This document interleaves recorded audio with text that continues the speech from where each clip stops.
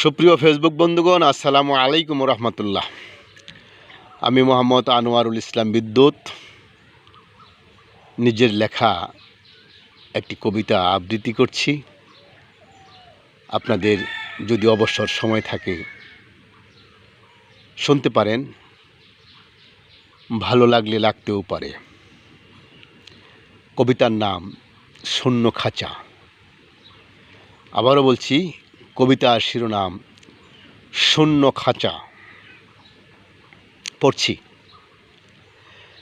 এমনও দিন বারবার ফিরে আসুক, হাসি আনন্দে মনটা ভরে থাকুক।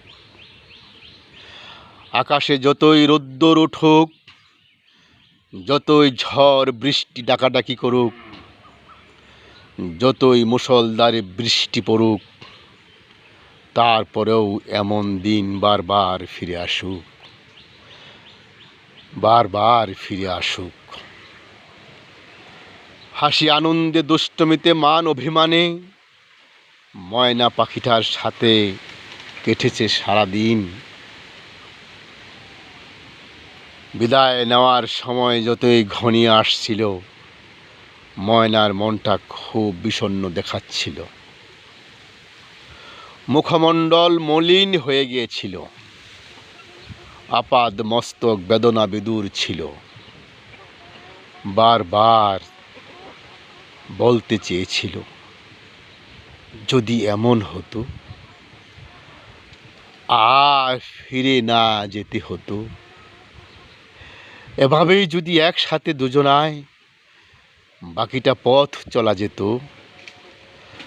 হৃদয়ের ভেতরটা ক্রন্দন করছিল, চোখের মধ্যে ঝলঝল করছিল অশ্রু। হয়তোবা বিদায় নেওয়ার কষ্ট মনে মনে আজ করতে পেরেছিল। শুধু হাউমাউ করে কাঁদতে পারছিল না।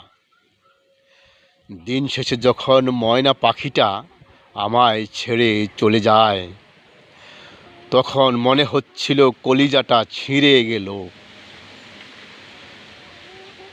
পাখি ধরে রাখার রাষ্ট্রের কোনো নিয়ম নেই। বুক ভরা ব্যথা তার বুকের ভেতরেই চাপা দিয়ে আমার খাঁচা শূন্য করে আমাকে কাঁদিয়ে চলে যেতেই হবে, তাই সে চলে গেল। জানি না এমন দিন আসবে আবার কবে, কাছাকাছি বসে মিষ্টি মিষ্টি কথা বলবে, মিটমিট করে মুচকি মুচকি হাসবে, ভরে দিবে আমার শূন্য খাঁচা, ভরে দিবে আমার শূন্য খাঁচা, ভরে দিবে আমার শূন্য খাঁচা। ধন্যবাদ।